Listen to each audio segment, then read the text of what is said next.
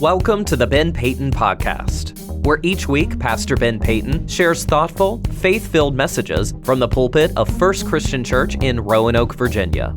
Located at 344 Church Avenue Southwest, Roanoke's First Christian welcomes all to join their Sunday service at 10:30 a.m. Now, let's hear today's message from Pastor Ben. Let's begin here. Those folks who lived before us teach us how to think. That's right, how to think.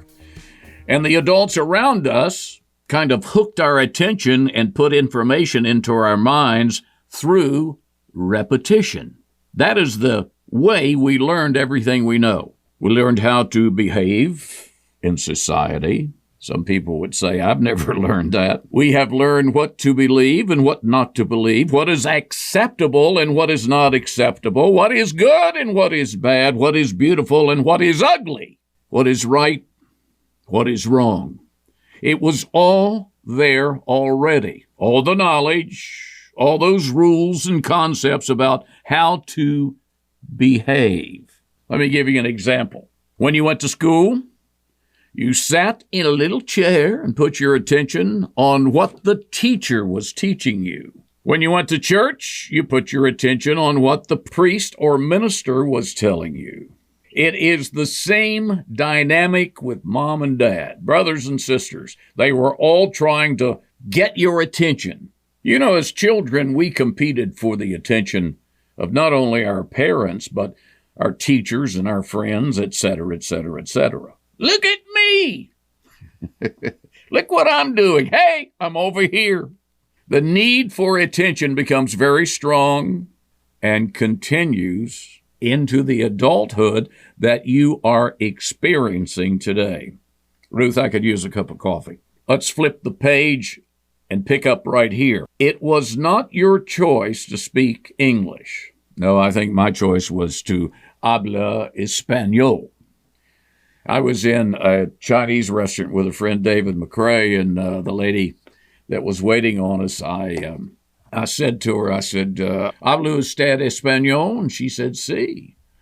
I said, usted es muy bonito. And she said, gracias, señor. And David looked at me and he said, that seemed like you'd set that up. I said, no. He said, well, how did you know to speak to her in Spanish? I said, well, I took Spanish in high school. And David said, well, I took about 8 years of French and I can't speak any French. Of course, I exaggerated that just a little bit. But it was not our choice to speak English. As a matter of fact, you didn't choose your religion or your moral values. They were already there before you were born. We never had the opportunity to choose what to believe or what not to believe. But as a kid, we decided that we would choose our belief and agree with the information that was passed on to us through our parents. That's kind of how we learn as children. Here's your coffee, Ben. Thank you, Ruth. And you know this to be true.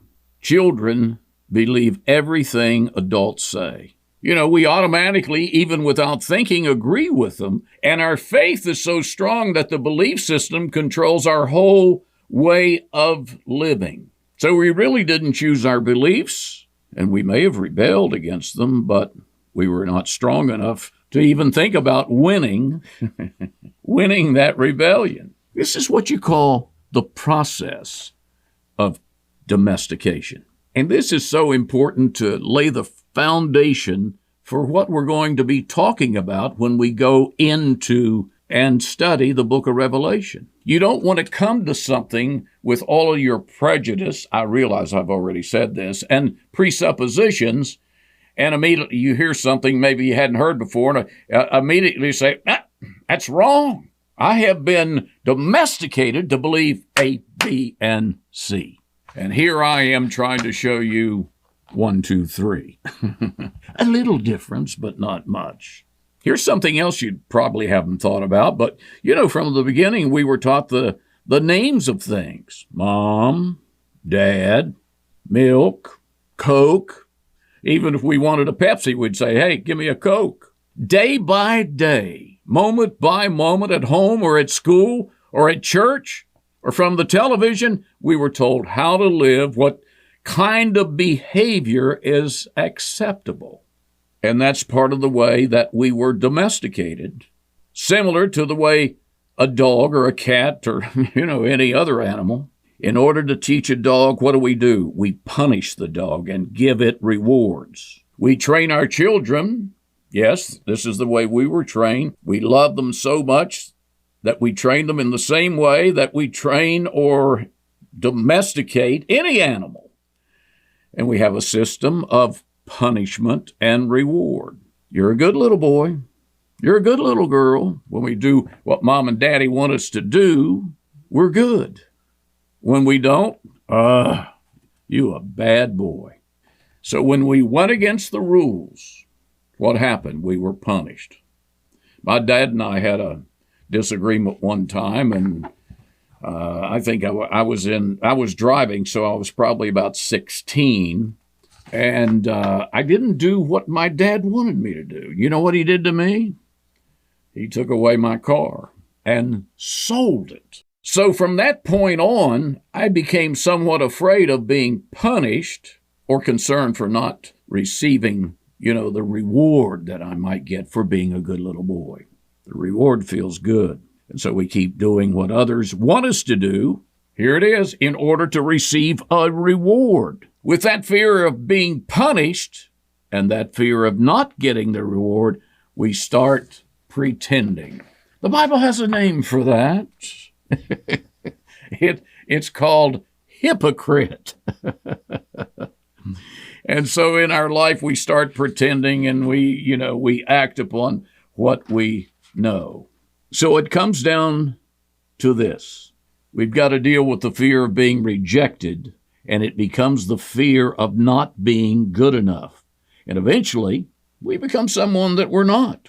We become a copy of my mother's beliefs or my dad's beliefs or the society's beliefs and religious beliefs, and that makes it pretty easy.